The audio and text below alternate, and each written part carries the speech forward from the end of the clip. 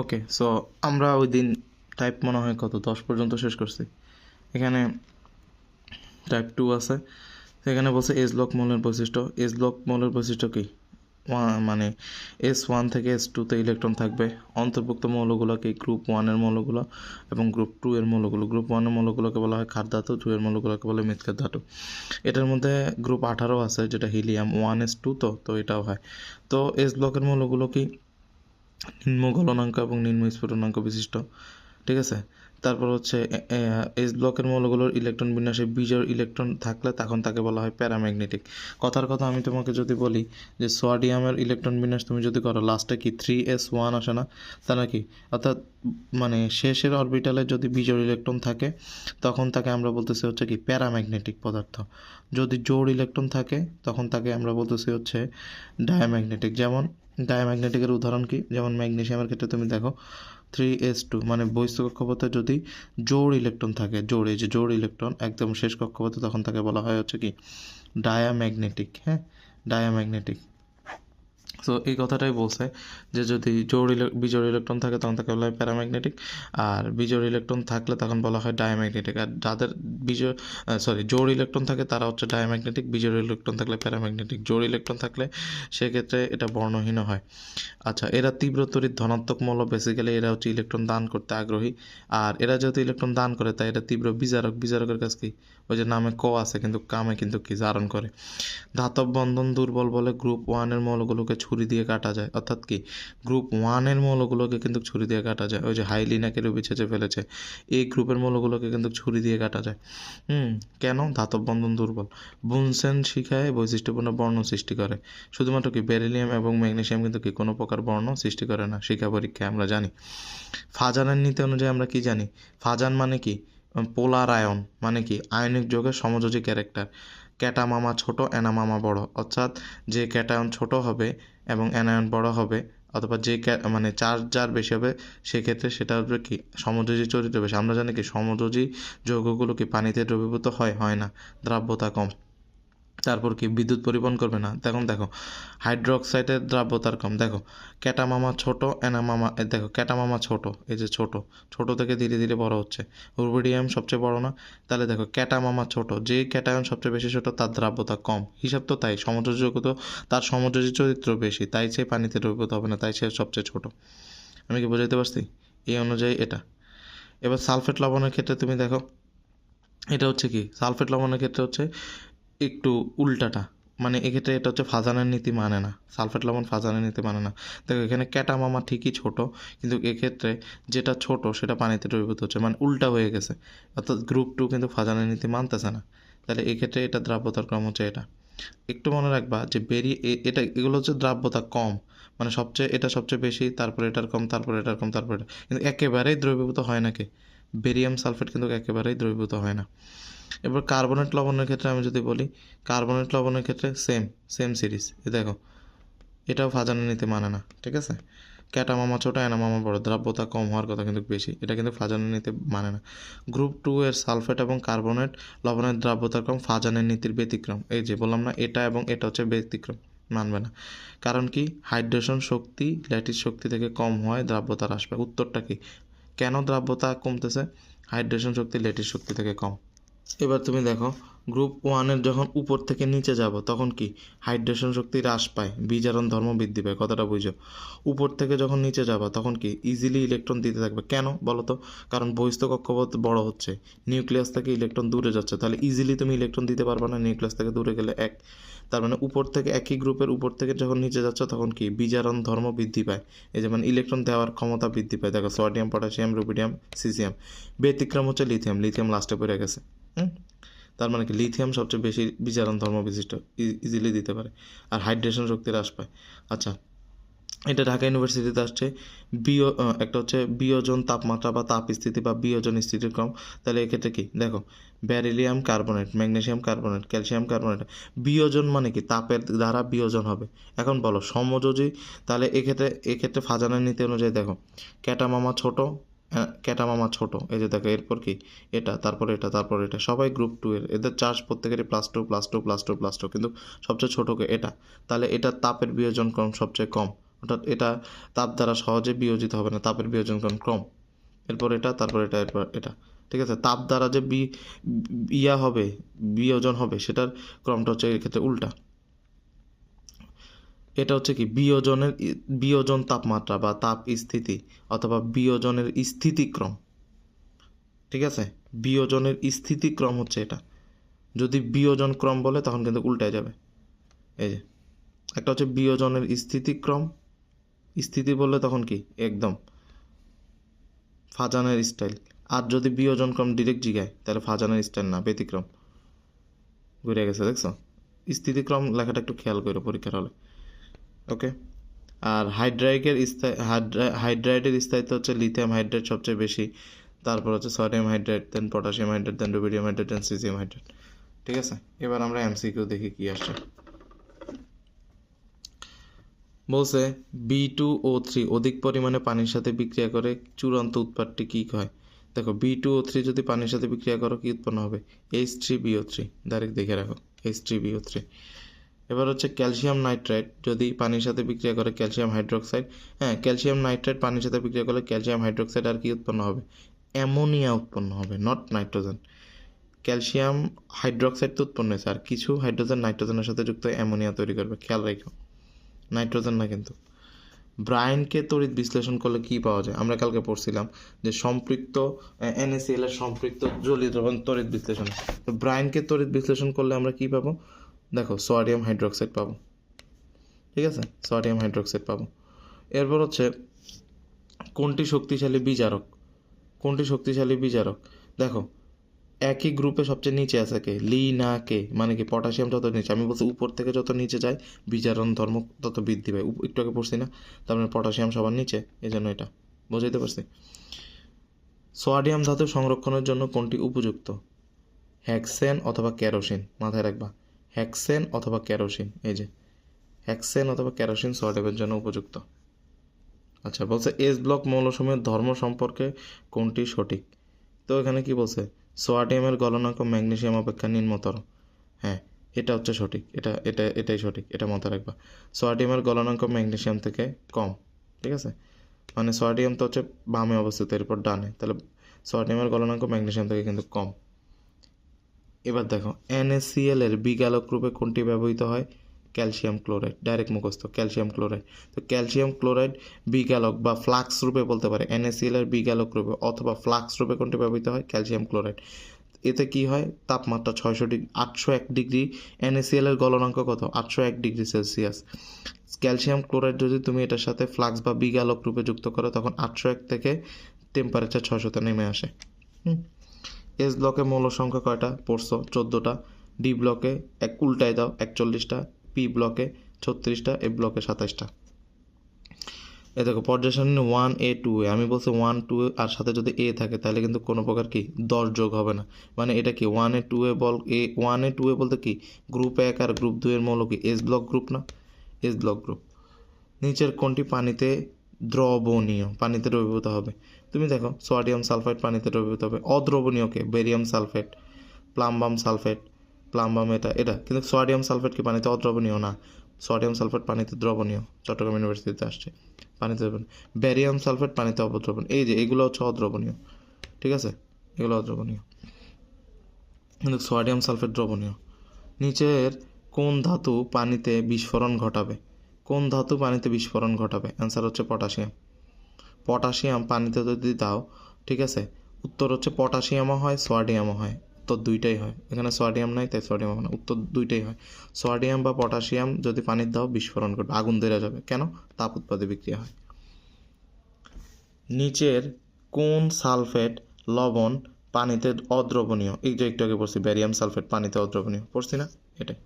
S ব্লকের বৈশিষ্ট্য তো পড়ে ফেলছে, এখন পি ব্লকের বৈশিষ্ট্য একটু পড়ি। দেখো পি ব্লকের ইলেকট্রন বিন্যাস কি?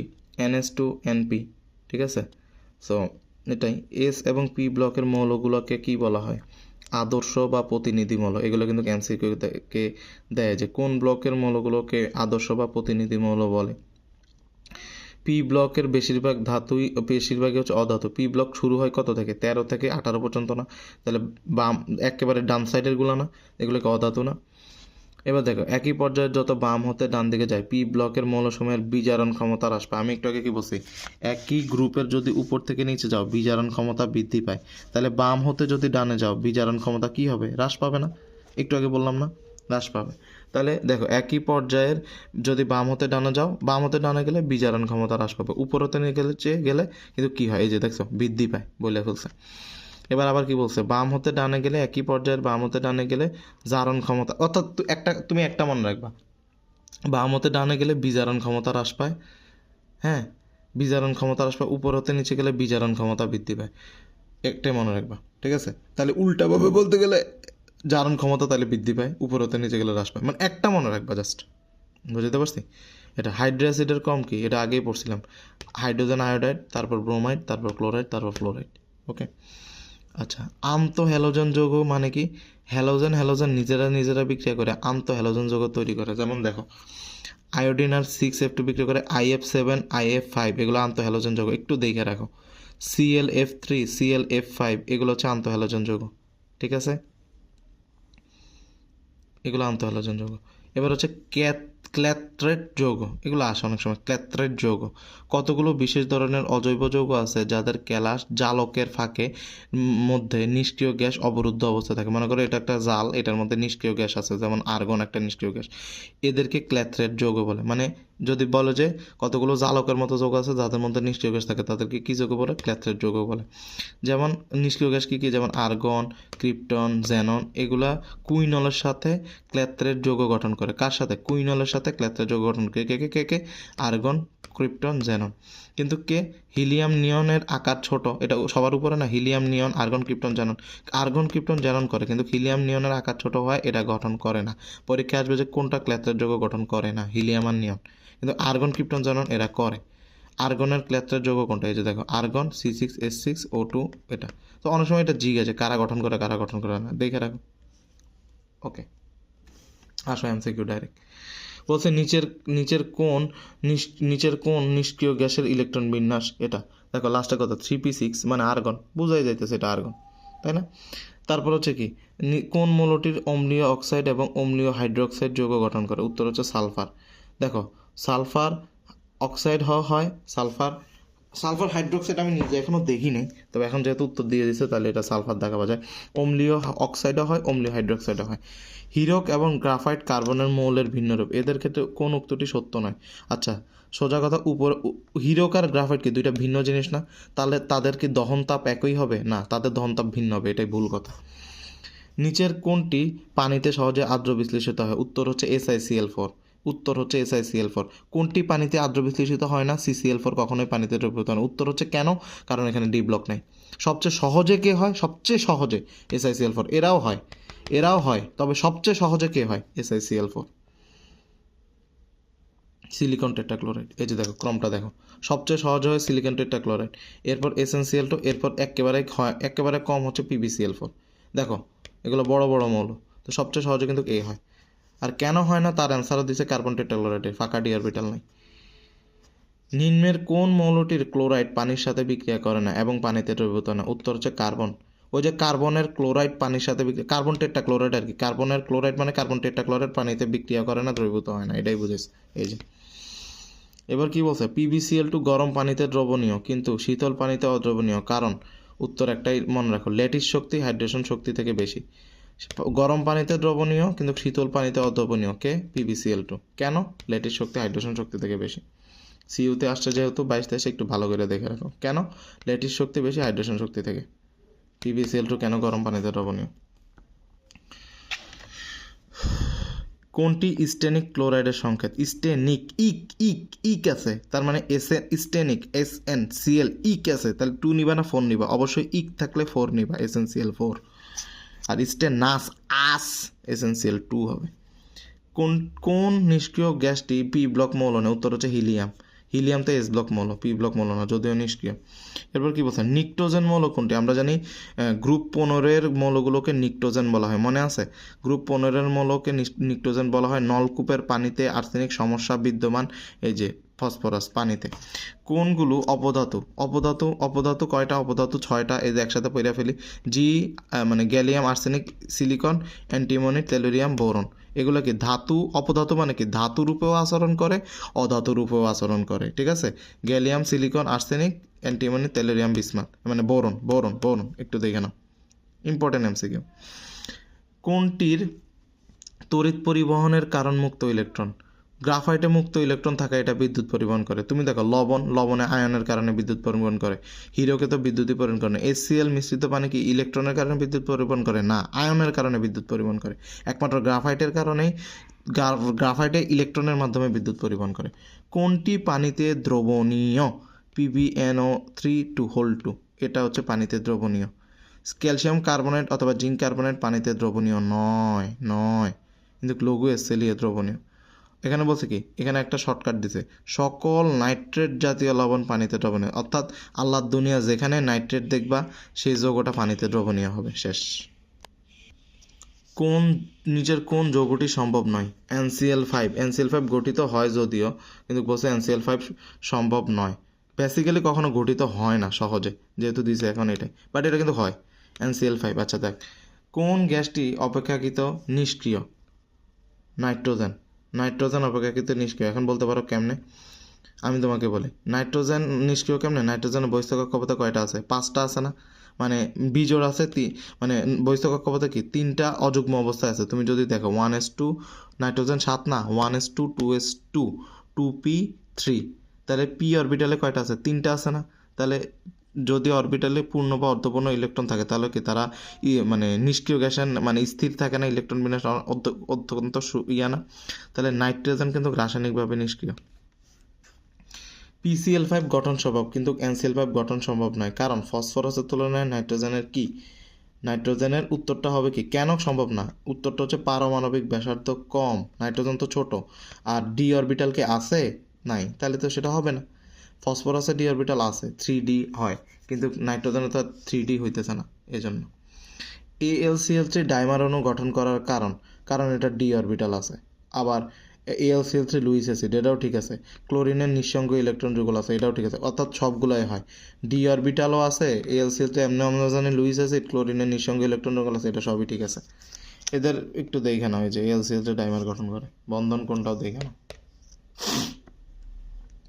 এবার বলছে পর্যায় সারণীর কোন গ্রুপগুলোতে ধাতু এবং অধাতু উভয়ই থাকতে পারে? ওরে বাবা, 3A, আমি বলছি কি 1 আর 2 বাদে যত রোমান সংখ্যা থাকবে, যাদের পাশে এ থাকবে তাদের সাথে তুমি 10 যোগ করবে। যেমন 3A মানে এটার সাথে 10 যোগ করো, মানে 13, 14, 15, 16। হ্যাঁ, 13, 14, 15, 16, এখানে ধাতু অধাতু উভয় থাকে। 13তে অ্যালুমিনিয়াম আছে না, ধাতু আছে না? 14তে কি আছে? কার্বন আছে। 15তে কি আছে? মানে এগুলোতে কিন্তু থাকে, এগুলোতে ধাতু অধাতু উভয় বিদ্যমান, 13, 14, 15, 16। এবার হচ্ছে কি, বায়ুতে কোন নিষ্ক্রিয় গ্যাসের পরিমাণ সবচেয়ে বেশি? বায়ুতে আর্গনের পরিমাণ আছে, আমরা পড়ছিলাম পরিবেশ রসায়নে, আর্গনের পরিমাণ 0.93%। আমাদের স্তরে এটা হোমোস্ফিয়ারে, ট্রপোস্ফিয়ারে। কোনটি পি ব্লক মৌল নয়? বেরিলিয়াম কি পি ব্লক মৌল নাকি? এটা তো হচ্ছে এস ব্লক মৌল। নিম্নের কোন মৌলটি ভূ স্তরে সবচেয়ে বেশি বিদ্যমান? অক্সিজেন হচ্ছে আমাদের এখানে সবচেয়ে বেশি না? ভূ স্তরে, আমি বলি, ভূ স্তরে সবচেয়ে বেশি মৌল বা অধাতু হচ্ছে অক্সিজেন। আর যদি বলে ভূ স্তরে সবচেয়ে বেশি ধাতু, স্পেসিফিকভাবে যদি বলে ধাতু, তাহলে অ্যালুমিনিয়াম দাগাইতে হবে। স্পেসিফিকভাবে যদি বলে কোন মৌলটি বেশি বিদ্যমান অথবা অধাতু বলে, তাহলে অক্সিজেন থাকবে। মানে আমাদের এখানে অক্সিজেন বেশি। যদি বলে কোন ধাতুটি বিদ্যমান, তাহলে অ্যালুমিনিয়াম বেশি। এক্স এবং ওয়াই পরমাণুদ্বয়ের সর্ববহিস্থ স্তরে যথাক্রমে 3টি ও 6টি ইলেকট্রন আছে।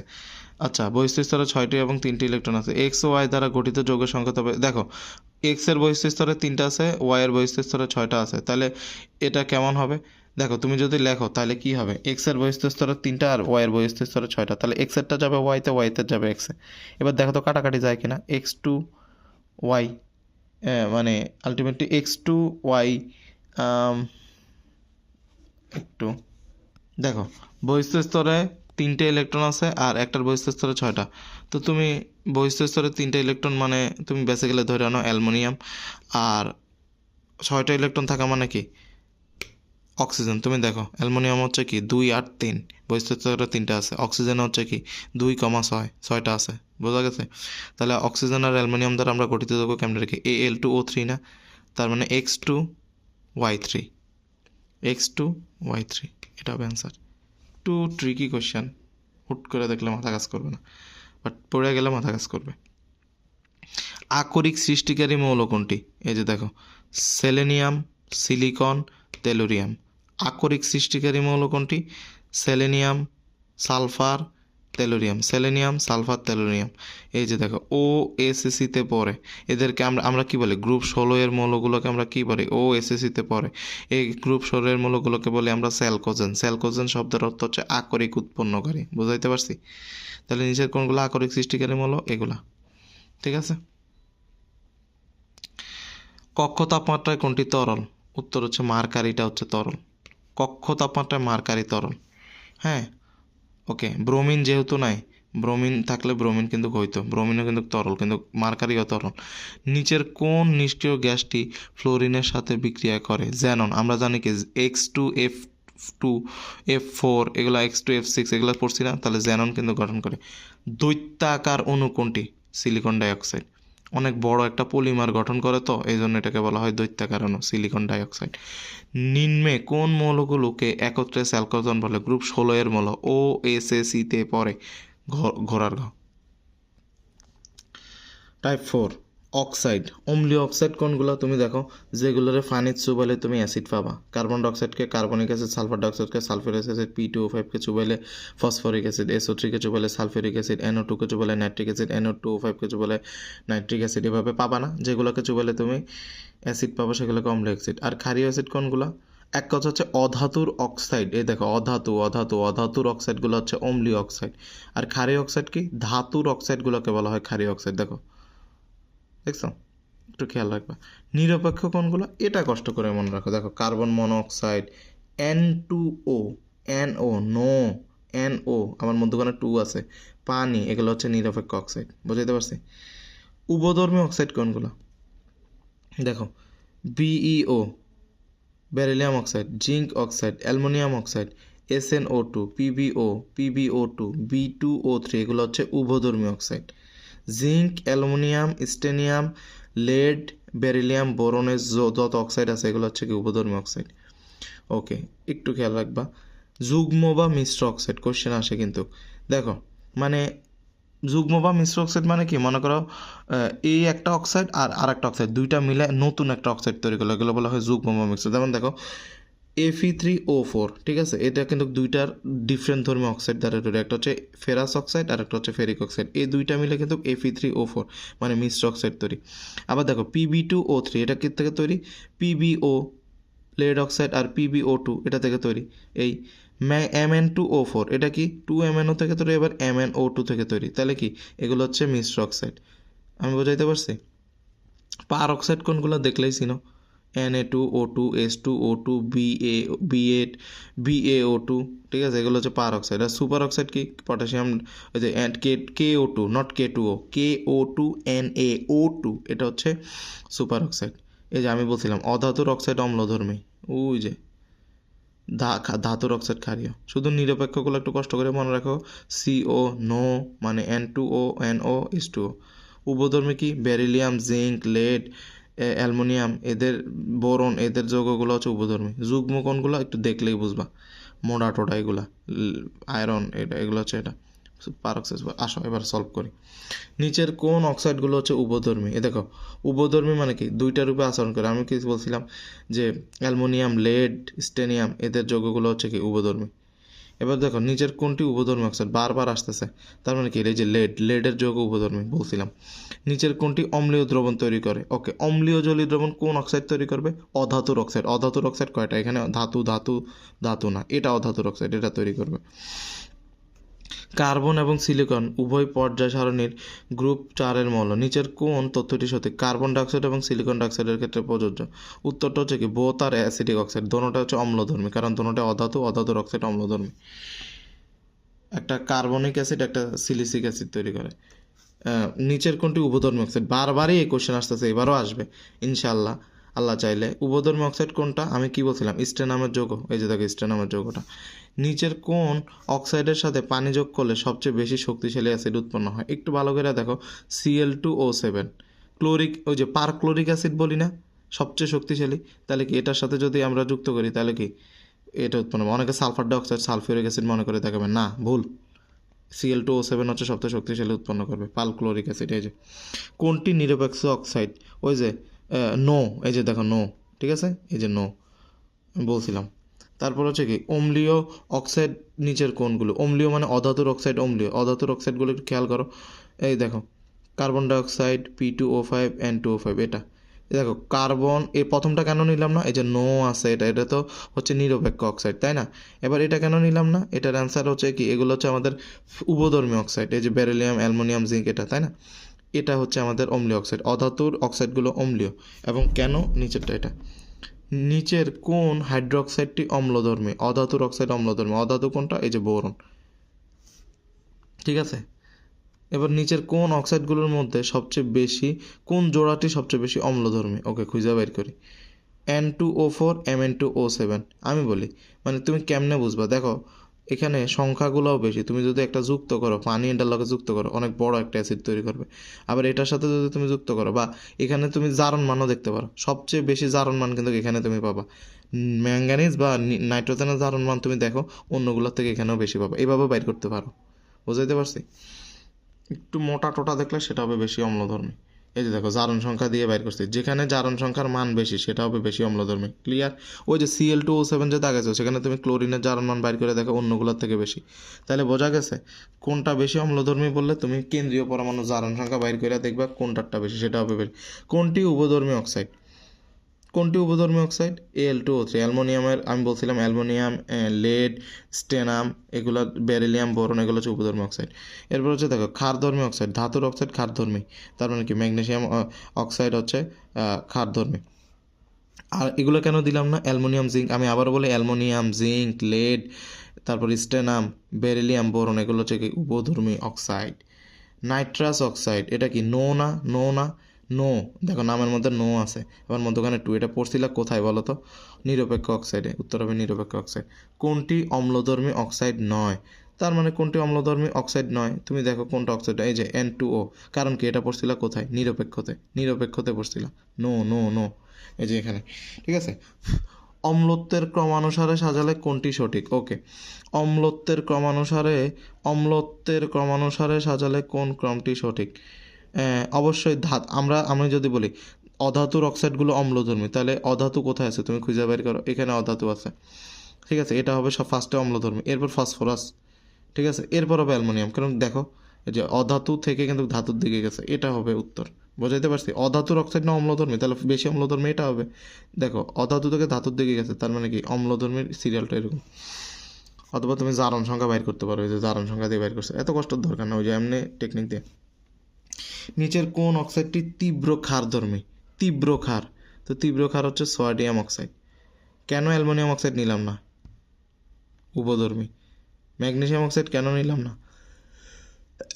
দেখো বাম হতে যখন ডানে যাবা ক্ষার ধর্ম হ্রাস পাবে, তুমি চিন্তা করো বাম হতে যত ডানে যাও অধাতুর সংখ্যা বৃদ্ধি পায়, তার মানে কি অধাতু যত বৃদ্ধি পায় অম্লধর্ম বৃদ্ধি পাবে, ক্ষার ধর্ম হ্রাস পাবে, তাহলে একেবারে বামে অবস্থিত সোডিয়াম, এই জন্য এটার উত্তর হচ্ছে সোডিয়াম অক্সাইড।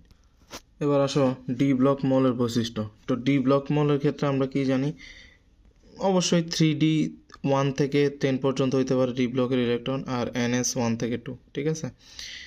তো একটা জিনিস খেয়াল করো, এস ব্লকের মৌলগুলো ছিল হচ্ছে নিম্ন গলনাঙ্ক স্ফুটনাঙ্ক বিশিষ্ট, আর এদিকে ডি ব্লকের মৌলগুলো হচ্ছে উচ্চ গলনাঙ্ক বিশিষ্ট ভারী ধাতু, এদের ঘনত্ব সবচেয়ে বেশি ডি ব্লকের। এদের মধ্যে স্ক্যান্ডিয়ামের ঘনত্ব সবচেয়ে কম, ইরিডিয়াম 77-এর ঘনত্ব সবচেয়ে, মানে ইরিডিয়ামের পারমাণবিক সংখ্যা 77, এর সবচেয়ে ঘনত্ব বেশি। ইনফরমেশনগুলো একটু দেখো। প্রায় সব মৌলেই পরিবর্তনশীল জারণ সংখ্যা প্রদর্শন করে, মানে দেখো না Fe2+ হয়, Fe3+ হয়, এরকম পরিবর্তনশীল জারণ সংখ্যা প্রদর্শন করে, বুঝতে পারছো? তো যেটা বলতেছিলাম যে প্রায় সব মৌলে হচ্ছে পরিবর্তনশীল জারণ অবস্থা দেখায়, যেটা বলতেছিলাম Fe2+ হয়, Fe3+ হয়, হচ্ছে না, একটা জারণ মান +2, একটা জারণ মান +3, এরকম হচ্ছে, এটাই আর কি। ব্যতিক্রম গ্রুপ 12, জিঙ্ক এবং ক্যাডমিয়ামের স্থির যোজনী 2, মানে জিঙ্কের যোজনীয় 2, ক্যাডমিয়ামের যোজনী 2 হলেও মার্কারিয়াস যোজনী 1 ও 2 হয়। আচ্ছা, একটা জানা রাখলাম, মার্কারিয়াস যোজনী 1 হইতে পারে, 2 হইতে পারে, পরিবর্তনশীল। আচ্ছা, প্যারাম্যাগনেটিক, ফেরোম্যাগনেটিক, ডায়াম্যাগনেটিক। আমি আগেই বলি, তুমি আগে ফেরোটা মুখস্থ করো। ফেনিকো, আঙ্গবাড়ি হেনি, হেনি আমরা কই না। ফেরোম্যাগনেটিক শুরুই হচ্ছে ফে দিয়ে, ফেনিকো, ফেনিকো, ফেনিকো, ঠিক আছে। ফেরোম্যাগনেটিক ফেনিকো, ঠিক আছে। এটা যদি এরকম অবস্থায় থাকে তারা হচ্ছে ফেরোম্যাগনেটিক। ফেরোম্যাগনেটিক মানে কি, মানে মানে ইলেকট্রন বিন্যাস যদি করো দেখবা যে মানে ওই যে ব্লক যদি আঁকো দেখবা যে একাধিক ইলেকট্রন বিজোড় অবস্থায় আছে। এজন্য ফেনিকো এটাকে বলে ফেরোম্যাগনেটিক, মানে বিজোড় ইলেকট্রন থাকলে চুম্বক ধর্ম দ্বারা বেশি হবে। প্যারাম্যাগনেটিক মানে কি, সবচেয়ে কম সংখ্যক অযুগ্ম ইলেকট্রন আছে, ঠিক আছে। যেমন এই যে যত আয়ন হবে, দেখো ফেনিকো আমি তোমাকে পড়াইছি, ঠিক আছে, কিন্তু যখন Fe2+ অথবা Fe3+, CO2+, নিকেল 2+, অর্থাৎ যখন এরকম নর্মাল অবস্থা না থাকে আয়ন অবস্থায় হয়ে যাবে, তখন এই ফেনিকো কিন্তু আর তোমার ওই ফেরোম্যাগনেটিক থাকবে না, প্যারাম্যাগনেটিক হবে। তাহলে তুমি মনে রাখবা যে ডি ব্লকের এগুলো যারে যারে তুমি চিনো সবাই হচ্ছে প্যারাম্যাগনেটিক। Cu2+ এ কিন্তু প্যারাম্যাগনেটিক, ঠিক আছে। প্যারাম্যাগনেটিক, প্যারাম্যাগনেটিক এরা শুধু ফেনিক হচ্ছে ফেরোম্যাগনেটিক। তাহলে ডায়াম্যাগনেটিক কারা? ডায়াম্যাগনেটিকের মধ্যে তুমি বলে জিঙ্ক 2+, ডায়াম্যাগনেটিক। এটার পাশে লেখা দেখতে পারো কপার+, সিইউ শুধু মাথার উপর প্লাস থাকলে, Cu+, শুধু Cu+ হচ্ছে ডায়াম্যাগনেটিক, Cu2+ ফেরো প্যারা, কিন্তু Cu+ হচ্ছে কি ডায়াম্যাগনেটিক। আমি বোঝাইতে পারছি? জিঙ্ক আছে, এছাড়া স্ক্যান্ডিয়াম 3+, টাইটেনিয়াম 4+, এগুলো হচ্ছে ডায়াম্যাগনেটিক। সোজা কথা Cu+টাও মনে রাখো, ওকে। আর ম্যাগনেটিক মোমেন্ট কেমনে বাইর করে? μ √n/n+2। n মানে হচ্ছে অযুগ্ম ইলেকট্রন সংখ্যা, মানে কতটা বিজোড় ইলেকট্রন আছে সেই ইলেকট্রন সংখ্যা, ঠিক আছে। এটা হচ্ছে ম্যাগনেটিক মোমেন্ট। জাস্ট সূত্রটা জানা রাখলা, ম্যাথ আসলে করলা, আর আসে নাই মেবি। μ √n/n+2। আচ্ছা, নিচের কোনটি সত্য নয়? আচ্ছা, সত্যটা আমি জানি, Fe2+ এবং Fe3+ এর চেয়ে একটা ইলেকট্রন বেশি আছে। উত্তর তো এটাই সঠিক যে Fe2+ একটা ইলেকট্রন বেশি আছে Fe3+ এর চেয়ে, সোজা কথা। এবার হচ্ছে বলছে নিচের কোন মৌলটির সর্বোচ্চ সংখ্যক অযুগ্ম ইলেকট্রন আছে? অযুগ্ম ইলেকট্রন কোনটির আছে, মানে সবচেয়ে বেশি অযুগ্ম ইলেকট্রন কোনটির আছে? উত্তর হচ্ছে ক্রোমিয়াম। তুমি যদি দেখো, এই যে দেখো 3p6, 3d1, 3d, মানে কি একেবারে অযুগ্ম ইলেকট্রন কয়টা? 6টা অযুগ্ম ইলেকট্রন আছে। তুমি যদি ওই যে বক্স পদ্ধতিতে করি, আমি বুঝাইতে যাচ্ছি, এই যে দেখো ক্রোমিয়ামের ইলেকট্রন বিন্যাস কি, আর্গন, আর্গনের পরে কি 3d5 4s1 না, এটা নিয়ে আমরা করি। এবার তুমি বক্স করো, এই যে অযুগ্ম ইলেকট্রন এমনি বাইর করবা, নাহলে কিন্তু বুঝবা না যে অযুগ্ম কয়টা আছে বা আসলে। এই দেখো 1 2 3 4 5 6, দেখো অযুগ্ম ইলেকট্রন সংখ্যা কিন্তু 6টা, ঠিক আছে। সবচেয়ে বেশি অযুগ্ম ইলেকট্রন কিন্তু ক্রোমিয়ামে আছে এই সবগুলোর মধ্যে। এবার বলছে কি, মানে কোন মৌলের পরমাণুর যোজ্যতা স্তরে NS2 NP3 ইলেকট্রন বিন্যাস থাকলে ওই মৌলের অবস্থান পর্যায় সারণীতে কোন গ্রুপে হবে? এখন দেখো S2P সর্বশেষ কক্ষপথে P-তে অরবিটাল করছে, ঠিক আছে। তাহলে পি, এই যে পি এর ইলেকট্রন যোগ এটার ইলেকট্রন, এটার সাথে এটা যোগ করবা, আর এটার লগে 10 যোগ করবা, উত্তর হবে কত? 15। 3 2 5, এটা হচ্ছে 15। এবার দেখো CONH3 4s2 এর জটিল যৌগতে ধাতুর সন্নিবেশ সংখ্যা কত? একেবারে সোজা, আমি তোমারে বলি। সন্নিবেশ সংখ্যা মানে কি তুমি বলি, এই যে দেখো কোবাল্টের সাথে অ্যামোনিয়াম কয়টা আছে? 4টা। এবং এটা কয়টা আছে? 2টা। তাহলে 4 আর 2 কত? 6 না? তাহলে সন্নিবেশ সংখ্যা হচ্ছে 6। আমি বুঝাইতে পারছি কিনা? এই 4 আর 2 কত? 6, ওকে। মানে কোবাল্টের সন্নিবেশ সংখ্যার ক্ষেত্রে এই যৌগে কত? 6। এবার বলছে কি 4 সন্নিবেশ সংখ্যা বিশিষ্ট জটিল যৌগ কোনটা? তুমি খুঁজে বাইর করো কার ভিতরে সাইড আছে। এই যে দেখো সাইড, এই যে দেখো সাইড, দেখছো? এটা সন্নিবেশ সংখ্যা 4। এবার দেখো FeOH3 COOH2 জিঙ্ক হাইড্রোক্সাইড আর COOH2 এর অদক্ষেপের বর্ণগুলো কীরকম? উত্তর হচ্ছে কি brown, blue, white, pink. Ferric oxide কি? ব্রাউন, বাদামি। কপার কি? নীল না? জিঙ্ক হাইড্রোক্সাইড হোয়াইট, আর কোবাল্ট হচ্ছে বাদামি, পিঙ্ক, পিঙ্ক। একটু কালারটা মনে রেখো শোনা। আর কোনটার কালার কীরকম এটা একটু দেখে নাও। এরপর দেখো যে এটা একটু কালারগুলো তুমি পড়ে নিও, হ্যাঁ, আমি ভিডিও পজ করে পড়ে নিও। এরপর দেখো ডি ব্লকের মৌলগুলোতে 4s এর অরবিটালে একটি ইলেকট্রন আছে কোনটিতে? কপারে। কপারে 4s1 3d10 না? তাহলে কপারে একটা ইলেকট্রন আছে। নিচের কোনটিতে 5 জোড়া বিজোড় ইলেকট্রন আছে? উত্তর হচ্ছে Fe3+, হ্যাঁ। এরপর হচ্ছে D1 থেকে D9 হলে কিন্তু আমি বলছি D1 থেকে D9 এদেরকে বলা হয় অবস্থান্তর মৌল। D1 থেকে যদি D9 হয় তাহলে অবস্থান্তর মৌল ইলেকট্রনের, নাইলে কিন্তু না। মনে করো কোথাও D0 মানে কোথাও প্রবেশ করেনি, অথবা D10 মনে করো জিঙ্ক অবস্থান্তর মৌল না। আমি বুঝাইতে পারছি? জিঙ্ক কোনো অবস্থান্তর মৌল না, যদিও ডি ব্লক মৌল ঠিকই, কিন্তু অবস্থান্তর মৌল না। D1 থেকে D9 হলে অবস্থান্তর মৌলসমূহ রঙিন যৌগ গঠন করে, জটিল যৌগ গঠন করে, প্রভাবক রূপে ক্রিয়া করে। তিনোটাই সত্য। আমার মুখে যে কথাগুলো বলতেছি এবং প্যারাচৌম্বক ধর্ম প্রদর্শন করে, এটাও সত্য। D1 থেকে 9 হলে পরিবর্তনশীল যোজনী দেখায়, এটাও সত্য।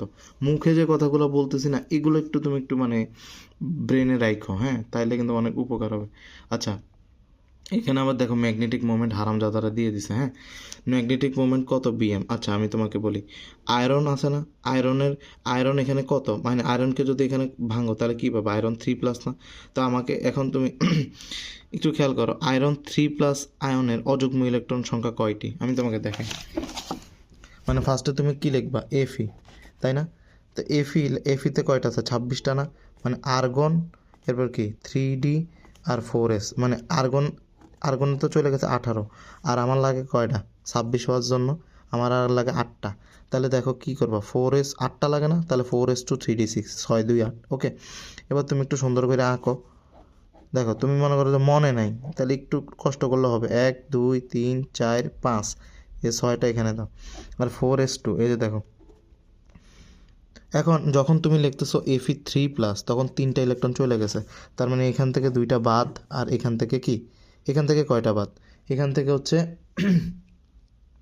আলটিমেটলি হচ্ছে একটা বাদ, ঠিক আছে? এখান থেকে হচ্ছে টোটালি হচ্ছে একটা বাদ। তাহলে এখানের মধ্যে Fe3+-এ অযুগ্ম ইলেকট্রন সংখ্যা হচ্ছে 3। তো আমার হিসাব মতে আমরা কি পড়ছি, n×n+1 না? তাহলে এই 3টা না অযুগ্ম ইলেকট্রন, তাহলে 3×3+1 মানে 3 4 12 আসে, কিন্তু ওদের হিসাব মতো অযুগ্ম ইলেকট্রন সংখ্যা 1। এখন কেমনে এক আল্লাহ ভালো জানে। Fe3 এর ক্ষেত্রে Fe3+ আয়নের অযুগ্ম কেমনে Fe3+ অযুগ্ম ইলেকট্রন সংখ্যা একটা। আচ্ছা, যেহেতু এখন দিছে, আমি যেটা করছি মিলে নাই, কিনতাম। তুমি জাস্ট একটু দেখে নাও Fe3+-এ অযুগ্ম ইলেকট্রন সংখ্যা একটি, তাহলে n এর মান 1 1 + 2, এটা আর কি n×n+2 / 3, মানে বিএম, এত বিএম। জাস্ট একটা যেহেতু আসছে একটু দেখে নাও আর কি। বাট এটা কেমনে হইল?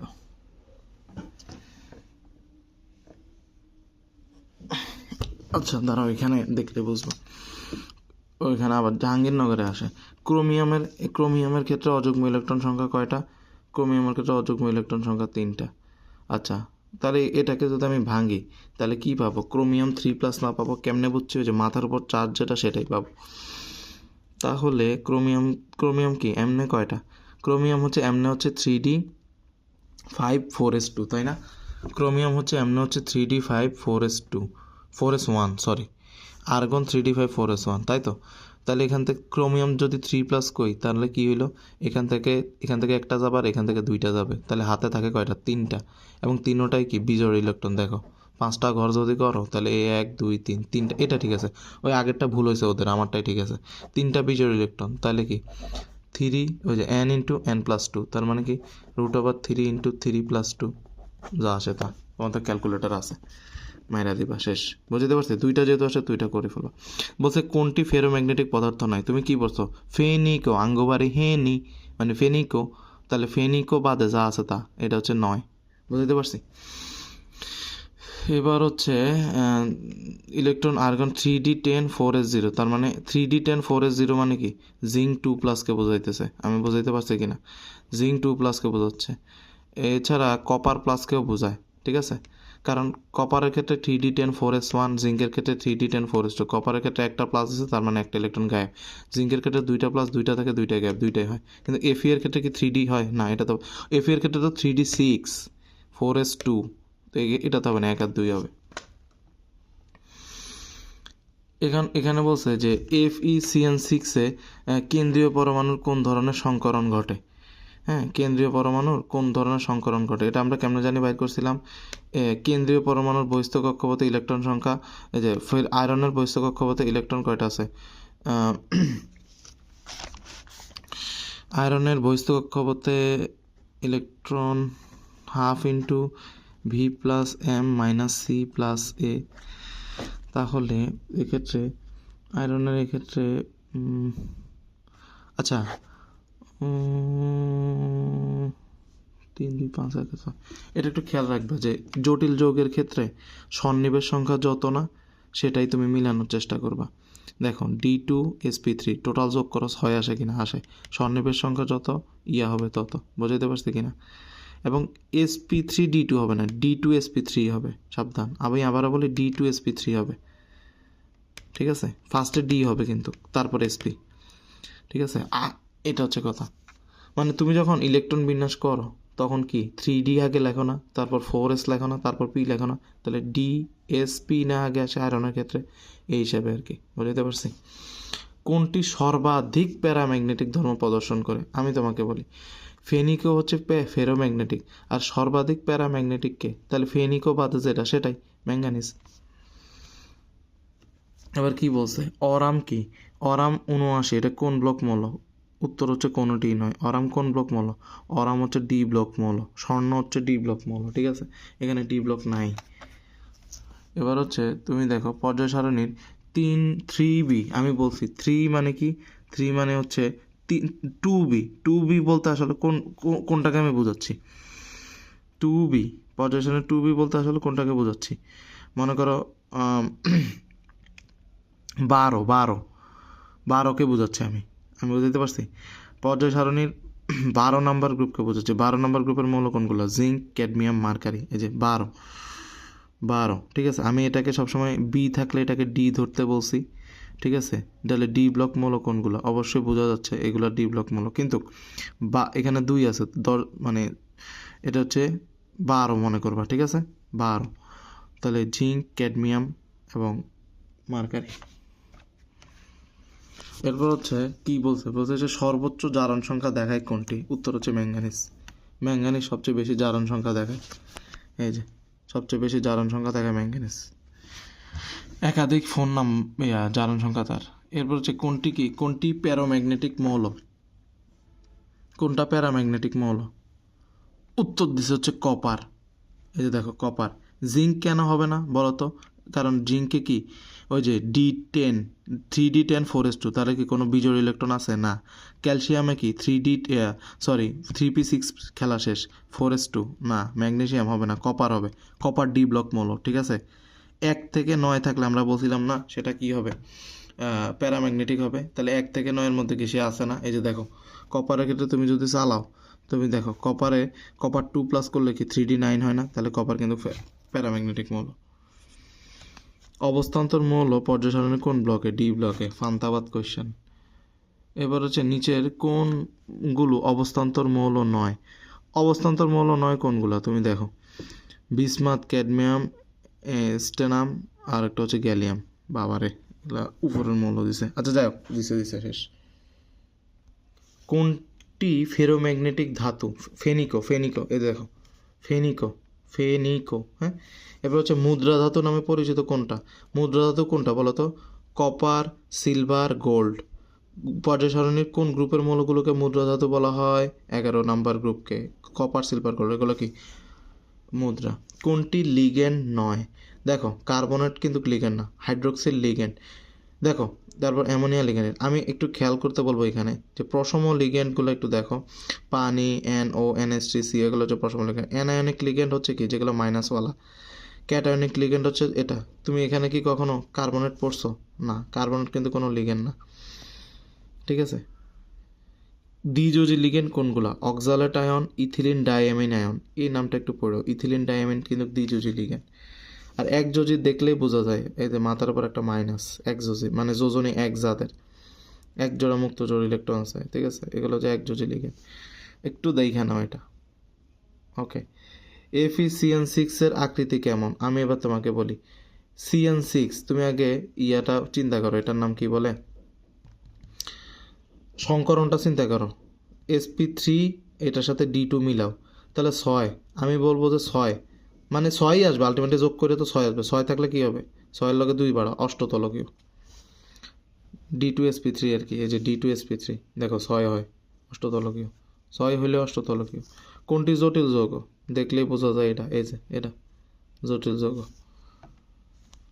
এই যে এটা বলছে কি, এখানে কোন সংকরণ বিদ্যমান, এখানে কত লেখা 4, এবার তুমি 4 মিলাও, sp3 sp2d, এটাই ব্যতিক্রম। আমি আবারও বলি, তোমার মনে ইচ্ছা চাইবে যে তুমি sp3 মিলাই দিতে, হ্যাঁ sp3 করলে তো 4 হয় টোটাল যোগ করলে, না sp2d এটা ব্যতিক্রম, একটু কাইন্ডলি দয়া করে মনে রাখো sp2d, ঠিক আছে sp2d sp2d CuNH3 এর সংকরণ কি sp2d, ব্যতিক্রম কিন্তু। 6 স্বর্ণবের সংখ্যা বিশিষ্ট যৌগ কোনটি, এই যে 6 সিফা দিয়ে লুকায় আছে, এটাই শেষ। এরপর দেখো টাইপ 6 অবস্থান্তর মূল। আমি আবারও বলি, যাদের ইলেকট্রন বিন্যাস D1 থেকে 9 তারা অবস্থান্তর। কে বাদ যাবে, স্ক্যান্ডিয়াম বাদ, জিঙ্ক বাদ, মার্কারি বাদ, ক্যাডমিয়াম বাদ, এগুলো অবস্থান্তর না। অবস্থান্তরের বৈশিষ্ট্য কি, পরিবর্তনশীল জারণ মান প্রদর্শন করবে, রঙিন যৌগ প্রদর্শন করবে, জটিল যৌগ গঠন করবে, প্রভাবক রূপে কাজ করবে, প্যারাচুম্বকীয় পদার্থ রূপে কাজ করবে, ঠিক আছে। জটিল যৌগ রঙিন হওয়ার শর্ত, আচ্ছা এটা বেসিক্যালি তাদের ডি অরবিটাল আছে, তো ডি অরবিটাল থাকায় তারা বেসিক্যালি রঙিন যৌগটা আসলে গঠন করতে পারে, বুঝতে পারছো। কিন্তু দেখো স্ক্যান্ডিয়ামে কিন্তু ওরকম, স্ক্যান্ডিয়াম এটা স্ক্যান্ডিয়ামের এটা কিন্তু বর্ণহীন, কেন, স্ক্যান্ডিয়াম কিন্তু অবস্থান্তর মৌল না, এই জন্য স্ক্যান্ডিয়াম বর্ণহীন, কিন্তু কপার অবস্থান্তর মৌল, এই জন্য এটা। আর একটু খেয়াল করো এখানে কথাটা পড়ো, ডি ব্লক মৌলের ডিজেনারেট ও নন ডিজেনারেট অরবিটালের শক্তির পার্থক্যের কারণে বর্ণ দেখায়, ডিজেনারেট এবং নন ডিজেনারেট, একটাকে বলা হয় ইজি ডিজেনারেট, একটাকে বলা হয় নন ডিজেনারেট, 2TG এটাকে বলা হয়। এমসিকিউগুলো সলভ করি। প্রথম ট্রানজিশন ধাতু সিরিজে একটি অপধাতু M3+ এর আয়নের 5টি ইলেকট্রন 3D শেলে অবস্থিত। M3 আয়নটি কী হতে পারে, মানে M3+ এমন একটা আয়নের 5টা ইলেকট্রন 3D সাবশেলে এখন বর্তমানে আছে, এটাকে Fe3+, বোঝাই যায়।